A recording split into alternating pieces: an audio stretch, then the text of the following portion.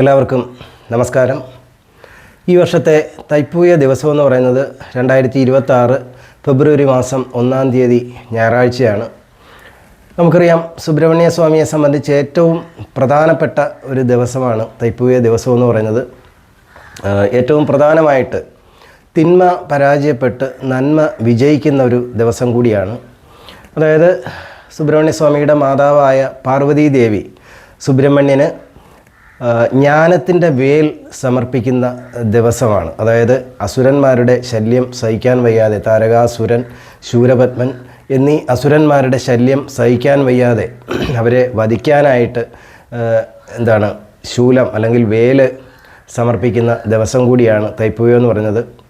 അതുപോലെ തന്നെ മറ്റൊരു ഐതിഹ്യം എന്ന് പറയുന്നത് പിതാവായ ശിവൻ ജ്ഞാനോപദേശം ഉപദേശിക്കുന്ന ദിവസം കൂടിയാണ് തൈപ്പൂയം എന്ന് പറയുന്നത്.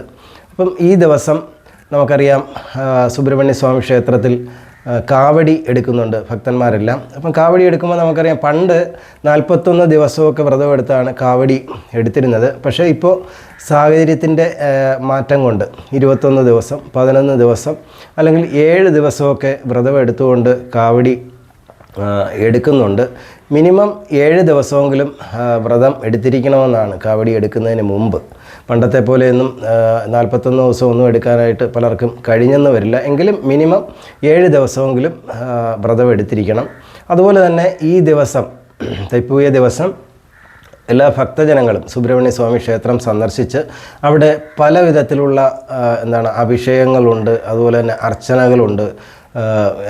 പിന്നെ ഭാഗ്യസൂക്താർച്ചന, അതുപോലെ തന്നെ സുബ്രഹ്മണ്യ കവചാർച്ചന, കുമാരസൂക്തം, ഇങ്ങനെയുള്ള അർച്ചനകളൊക്കെ നടത്തി ആ ദിവസം ക്ഷേത്രത്തിൽ തന്നെ കഴിച്ചുകൂടുന്നത് ഏറ്റവും നല്ല കാര്യമാണ് എന്ന് മാത്രം പറഞ്ഞുകൊണ്ട് എല്ലാവർക്കും സുബ്രഹ്മണ്യൻ്റെ അനുഗ്രഹം ഉണ്ടാകട്ടെ എന്ന് ആത്മാർത്ഥമായി പ്രാർത്ഥിച്ചുകൊണ്ട് നിർത്തുന്നു. നമസ്കാരം.